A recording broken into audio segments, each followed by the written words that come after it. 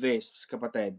Our topic for today, very quickly naman kapatid, I just wanted to add up a very, very short because I like the topic and I can relate into this. The good thing about this topic, about the life of this woman who has been bleeding for many years, mga kapatid, there are many steps na ginawa niya mga kapatid. She had gone through with many steps for her to receive the complete healing.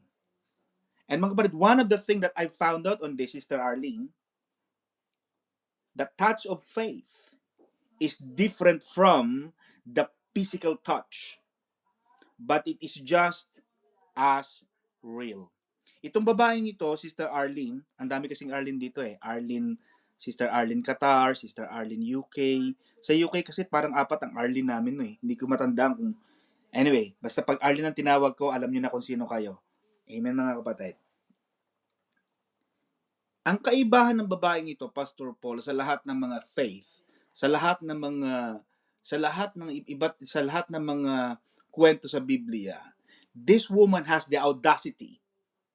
Because tama ang sabi ni Pastor Madeline, in the book of Leviticus, in the Levitical times, those women who was bleeding, at ito mga kapatid, ito yung mga buwa ng daloy I'm sorry sa mga kababayan, I'm not being sarcastic. I'm just telling the truth. And ito yung ating topic. Kahapon, sabi ko kay Sister May, baby, parang hindi kaya tayo naliligo. Sabi niya sa akin, Pastor Paul, baby naman, meron ako. Sabi ko, sabihin, kung 7 araw kang meron, sabihin, hindi ka maliligo ng 7 araw. Kasi nga meron. Hindi ko alam, Pastor Paul. Tapos napunta ako pinabili niya ako, Sister Ness, sa tindahan, baby, bili mo ako ng sanitary napkin. Pagpunta ko sa tindahan, sabi sa akin, Sister Chat, ng tindero na itim na taga-Africa, what size? What do you mean, what size? I don't know the size. I want a sanitary napkin for God's sake. I mean, you should know the size. I have to call Sister May, baby, what is the size? It's so embarrassing mga kapatid. May mga size pa pala yung mga wings na yan. Hindi ko alam na, Pastor Alvin, may mga size pa pala yan. Bakit ba naman ako'y napabili-bili pa? Ako'y napapahiya doon sa tindahan dahil ito palang mga wings na ito. Kaya ang ginawa ko, I ended up, Pastora Madeline, bumili ako ng 3 klaseng, lahat may wings. Sabi ko, eto na, small, medium, large, bahala ka na dyan, iba't ibang brand. Baka mamaya mali ang mabili ko, pabalikin na naman ako ni Sister May. Nakakahiya naman pala si Brother Ezekiel, may mga size pa pala yan. Kaya sa mga kalalakihan, nabibili kayo ng inyong mga asawa na mga sanitary napkin, alamin ninyo ang size. Kasi may mga size pa for your information, mga kapatid. Now, going back to the issue. Alam natin mga kapatid na pag ang mga kababaihan ay hindi nagdudugo, tama sabi ni Pastora Madeline, na sa Old Testament, yan mga kapatid ay usually ay itinuturing na marumi. Sinasabing sila ay unclean in those timeline that they are suffering from bleeding sa loob ng 7 araw. I think 7 araw yata, Sister May, hindi ko alam Pero again, itatanong ko mamaya, Brother Ezekiel, sabi ko sa kausap ko, anong malay ko sa size? Hindi naman ako nagsusuot niyan. Sabi niya, you should know the size. Hindi ko ngayon mabili. Kaya ginawa ko, ano bang meron dyan? Ito. Lahat binili ko na lang. So, alam natin yan mga kapatid na kung hindi ang babaeng ito, ang sabi kasi ng Bible, she's bleeding for 12 years. Could you imagine, Brother Aleph, na kung itong babaeng to ay 12 taon nang nagdudugo, siguro maraming araw siyang hindi naliligo kasi nagdudugo siya Okay? Siguro nagpupunas-punas lang siya. Kaya ang nangyayari noon, if you're gonna go back, Sister Charmy, to the old days, to that particular scenario or occasion, kasi ganun kami sa Bible College Sa Bible College, when you study there, pagka nagkaroon ka ng ganung studies, magkakaroon ka ng, lagi namin inilalagay ang aming sarili sa scenario. Ano ang actual scenario? What is it like to be in that particular place, in that particular time and occasion? Yung babaeng to, pinandidirian sa ng community. Ayaw siyang makatabi. But the good thing about this woman, Brother Jairus, she had the audacity. She had the courage to get on, to pursue Ano ang sabi ng salita ng Panginoon, mga kapatid? You can only enjoy the things that you pursue. You can only enjoy the things that you pursue. Your commitment to pursue, your commitment to pursue is the manifestation of your understanding about the prize. Your commitment to pursue is your understanding and acknowledgement of the prize. When you pursue, kapag ikaw ay may inaabot, may ginagawa, that is the exact manifestation that you understand the prize. And this woman understood that principle.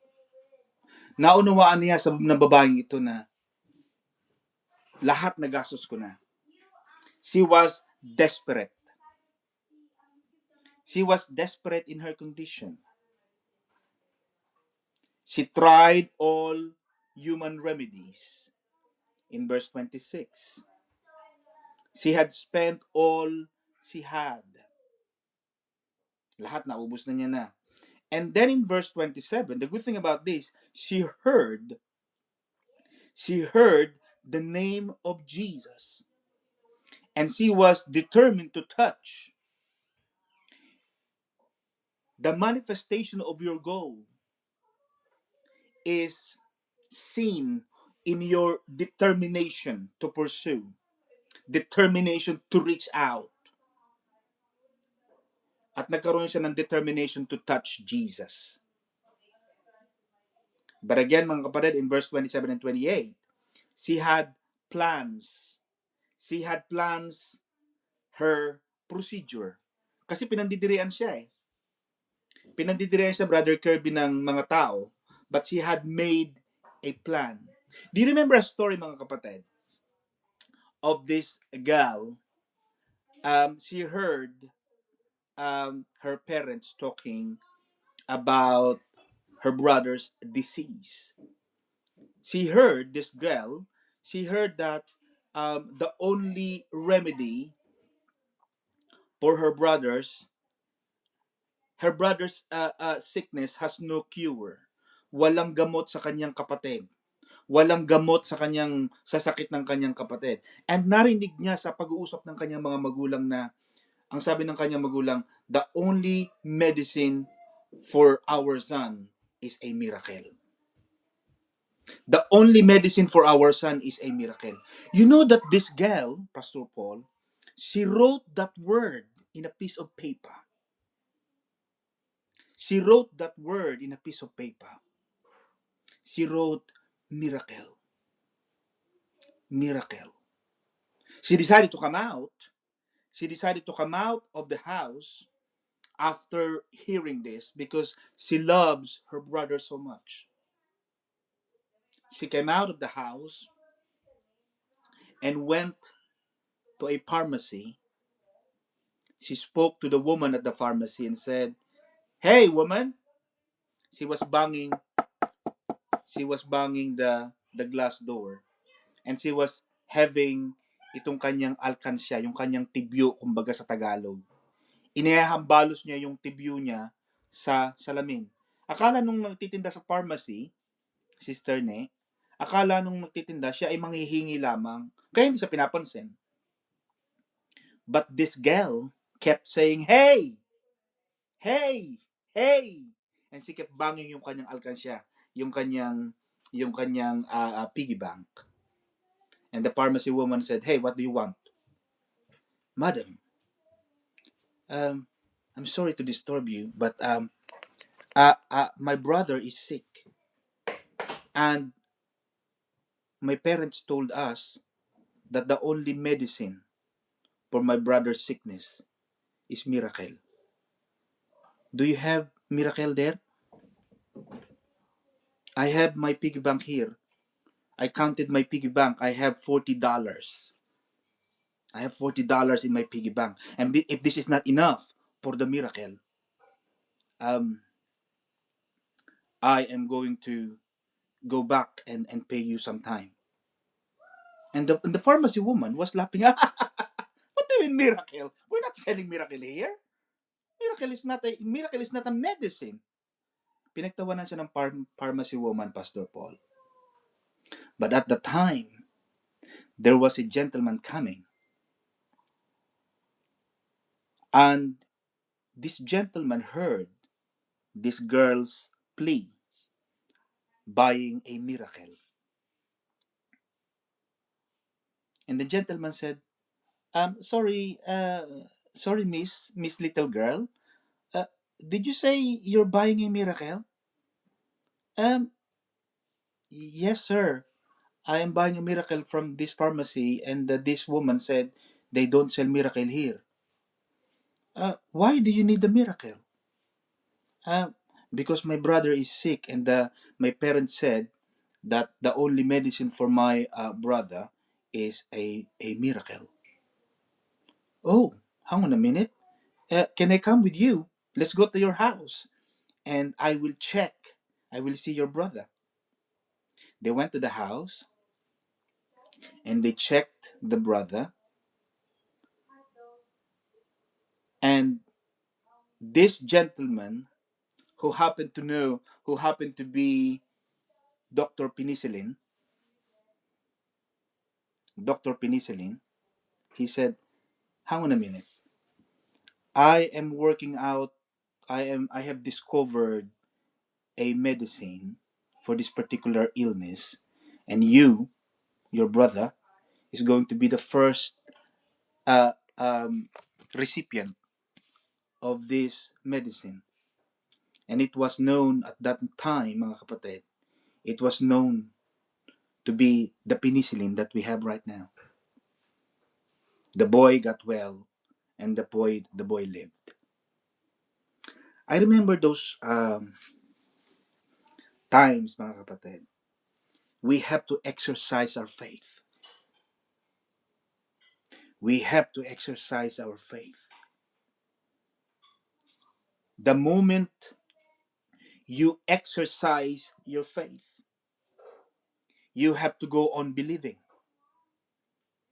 How many times our prayer fails to get an answer because of failure to continue believing until what has been asked is received. Maraming tao ang nabibigo sa buhay because they have never understood the principle of believing until what we are praying for happens. Maraming taong nawawala ng pag-asa eh. But just like this woman, from the time she heard, from the time she was desperate, from the time she spent all her money, she tried all the human remedies. But the moment she heard the name of Jesus, that name stirred up the faith. Yung pananampalataya nagkaroon sa babaeng to, mga kapatid, yun ang nagpatibay, nagbigay ng pag-asa sa kanya, at hindi siya nawala ng pag-asa. At yun ang gusto kong gawin nyo, mga kapatid. The only way you can move God is by faith. There is no point, there is no way you can move God without faith. Without faith, it is impossible. It is impossible without faith. Kung wala tayong pananampalataya, walang magagawa ang Diyos eh. Kaya sa ating buhay, mga kapatid, alam ko, lalo na dyan sa Middle East, sa gitnang silangan, marami ang nawawala ng hanap buhay. Marami sa inyo, mga kapatid, sa ating mga kapatiran dyan, ay nababawasan ng sweldo, nababawasan ng oras, walang pambayad sa bahay, o maaaring walang pambayad sa pambili ng pagkain. And we all need God. But I want you to keep believing.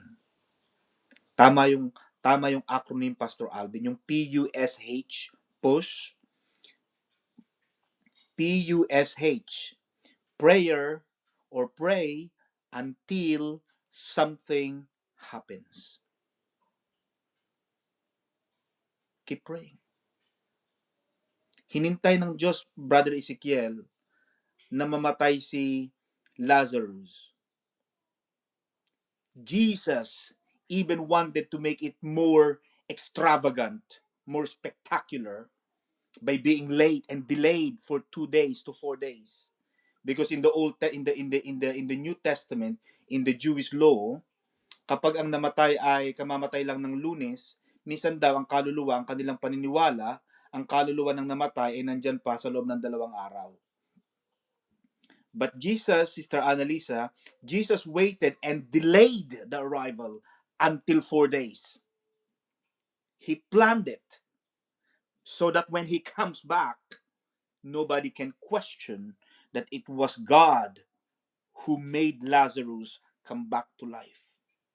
This woman waited that all remedies have been tried and did not work.